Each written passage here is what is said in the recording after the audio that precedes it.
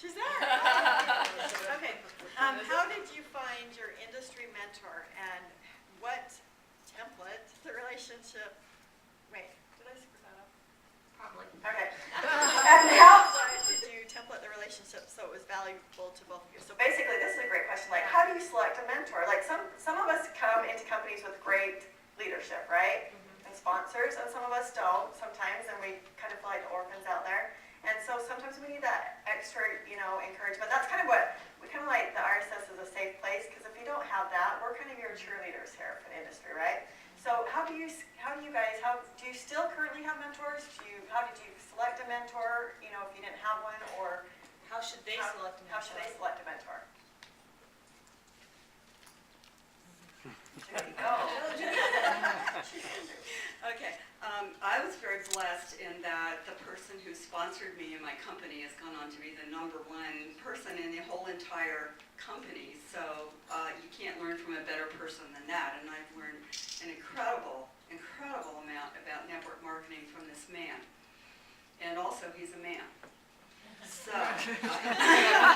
so I have also looked outside of that to find women that I resonate with, and I don't necessarily do this logically. I use that intuition thing. Who do I resonate with? Who feels like someone I want to be like when I grow up? And there's someone in this room that I already found that I want to be just like her when I grow up.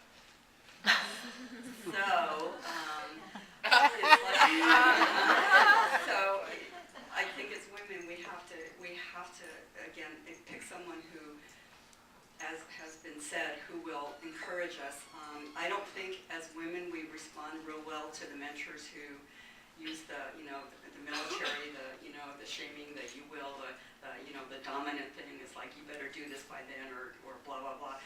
I respond to encouragement and people who see the greatness in me. And I would encourage you to look for someone like that. So, and it's okay to have more than one, by the way. Because different people have different strengths, and why would you limit yourself to just one person? So.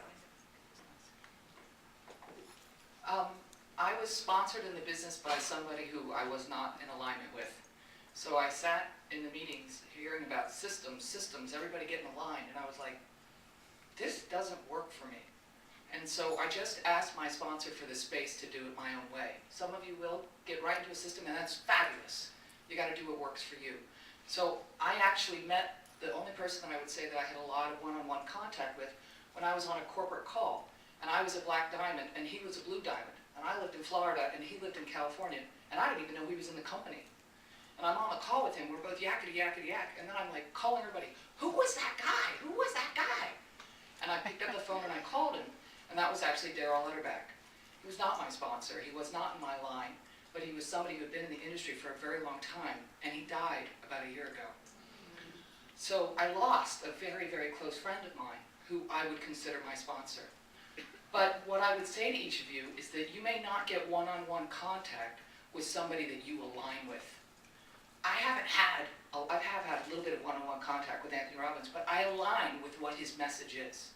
Same with Robert Kiyosaki. Same with many other women. So I spend my time, and even though I may not personally be able to interact with them, I can still look at them as people I look up to, and people I can follow, and people I can align with.